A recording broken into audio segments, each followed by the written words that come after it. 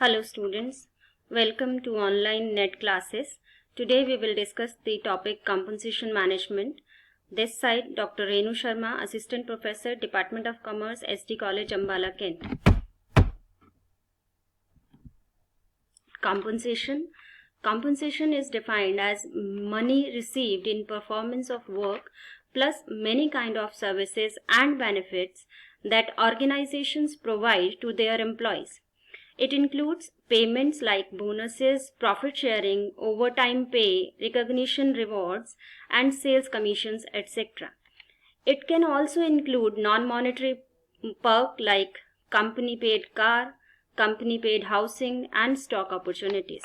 So, it is the total amount of monetary and non-monetary pay provided to an employee by an employer in return of work performed as required.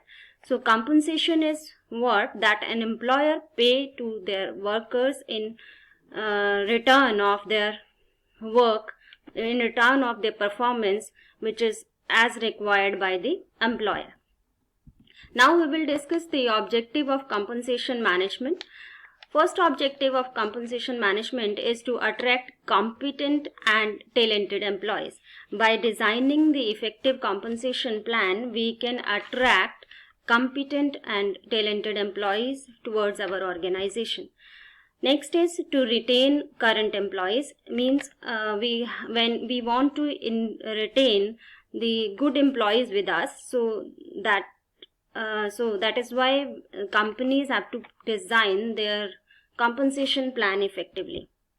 Then to comply with legal rules. In India, Minimum Wage Act 1948 was passed to empower government to fix the minimum wages for workers, and the companies has to comply with these legal rules. Next is to bring internal, external and individual equity. So those are the objective of compensation plan. Now we will discuss the component of employee compensation. Employee compensation, two main components are there: basic compensation and secondly is supplementary compensation. Supplementary compensation further divided in two parts, that is allowances and perks. So first we will discuss the basic or primary compensation. Basic or primary compensation refers to the basic pay in the form of wages and salaries. It is a fixed and non-incentive payment on the basis of time expanded on the job. That is, for example, the 5th pay commission, 5th pay scale, 6th pay scale or 7th pay scale. Then is the supplementary compensation. Supplementary compensation refers to the payment of allowances and provision of perks or perquisites. Allowances, that refers to amount of money which are given to employees regularly for particular purpose, while perks refer to the privilege enjoyed by a person because of his or her organizational status and paid in addition to wages or salaries. First we will discuss the allowances part of supplementary compensation. Allowances are HRA. HRA is house rent allowance. HRA is given by the employer to the employees to meet the expenses in connection with the rent of the accommodation, which the employees might have to take. Then comes dearness allowance. Dearness allowance, that is DA, is paid to employees to compensate them at least partially against the phenomenon of rising prices. DA is decided as per an agreed formula taking into account the increase in the cost of living. City compensatory allowance, that is CCA. CCA is paid to employees to compensate them partly for higher cost of living in some cities, which differs from one type of city to another. Then comes conveyance allowance. Conveyance allowance is an allowance granted to employees to meet the expenditure incurred on conveyance in performance of duties of job when free conveyance is not provided by the employer. Then comes the uniform allowance. It is an allowance which is granted to meet the expenditure incurred on the purchase or maintenance of uniform for wearing during the performance of duties of job. Children education allowance. It is the amount paid at a certain rate per child to meet the cost of education of children, subject to a maximum of 2 children or more as per the rule of the organization. Then comes the underground allowance. This allowance is granted to an employee who is working in uncongenial, unnatural climate in underground mines.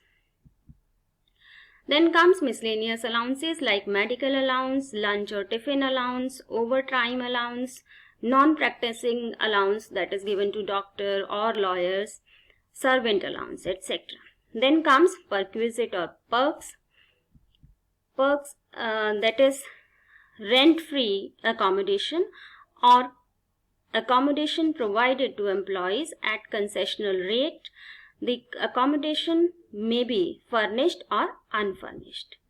Then comes gas, electricity bills of employees paid or reimbursed, interest-free or concessional loans to employees, leave travel concession to employees, free meals, tea or snacks provided to employees, payment or reimbursement of club membership or of the employees and expenses incurred in club by the employees, use of laptops and computers by employees belonging to the employer, motor car, other vehicles provided by the employer to employees, provision of services of sweeper, a gardener, watchman or a personal attendant to employees, reimbursement of medical treatment expenses incurred by employee or member of his or her family, the contribution by the employer to recognized provident fund for benefit of the employees. So this is all about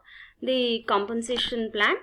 Now we will discuss the wage and salary administration in the next video. Thank you.